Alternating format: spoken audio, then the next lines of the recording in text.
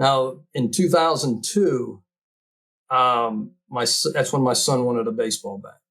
And then I must have called 4 or 5 companies, and Louisville Slugger was probably the last one, and none of them made it short enough that he could use. And when you're talking bats, every inch, even in the big leagues, really matters. And so trying to find a bat that really, that he could swing. And so, I said, you know what? I had wood shop back in 8th grade. I think I remember how to use it. Okay, here I go. I said, okay, I'm getting brave again. So I went down. It's when Harbor Freight they just came out, and $88. Okay, I can buy this. I'll cut him a couple bats, and that'll be it. So sure enough, I cut his bats, and he was playing Little League with it. And he was a good hitter, and he's hitting the ball. So everybody on his team, his parents thought that was cool. But now, real quick, I don't want to interrupt. Is he the only one using a wooden bat?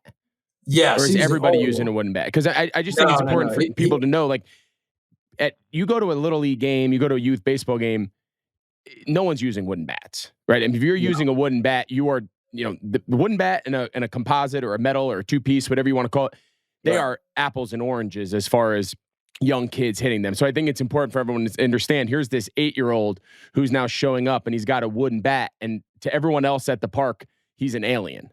He's an alien. You know what I mean? Like, I think that's important for everybody to kind of hear. He's an alien. Exactly. And because the biggest thing, the sweet spot's only half the size. Because on metal bats, it's almost double.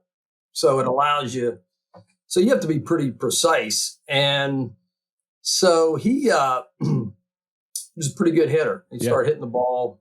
And look, I thought it was neat. I could make my son bat. So so real quick, so talk to us about how that process works. So your kid wants a bat, and you call around. No one makes a small enough bat for an 8-year-old to swing.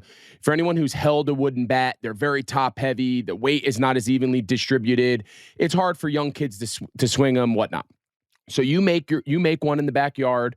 You get, in your workshop. I actually saw some videos online of your shed. It was super cool. Okay. All right, so talk to me about, like, how do you go about sourcing the wood, sourcing the shape, the specs? Like, where did you teach yourself all of that, the elements of that now, fast forward your rival with Louisville Slugger? Like, how did you educate yourself on that? I got a degree in Google, and I got a master's, I think, in YouTube. I would search. I would talk to even guys with physics vibrations of wood and things that I felt like mattered. But my first bat, which I have right behind me, it looked awful. It was terrible. And I brought it into Matt Mock at the time. He played for the Cubs for 3 years, minor leagues at the Lugnuts. He was our quarterback. And I said, Matt, take a look at this thing. I know it doesn't look good, but so he said, well, let's taper a little bit more. So he was probably my biggest connection in the training room from a football standpoint that had baseball knowledge. So I went back and I recut another one. I'd bring it in. Okay, now we're getting on it. But I tell you, I picked up the lathe pretty quick again, because I even talk about teaching today. It's an applied learned piece. In our high school, they taught us how to sew, how to type, which we use for computer skills. Those things that were applied that you do that stay with you. So I remember how to use the wood lathe. So it didn't take me too long to start getting the pattern down. I knew on young kids, I had to have a better balanced bat. Like you said it, we don't need the top heavy bat. We need something to distribute the weight, and wood bats are going to be a little heavier. Now, once you hit it, the ball would travel pretty far because it has mass behind it. Yep. So he's, a little heavier bat, but I was able to balance it. So that's where I came up. I think there's still a model on the web. It's called the GM21.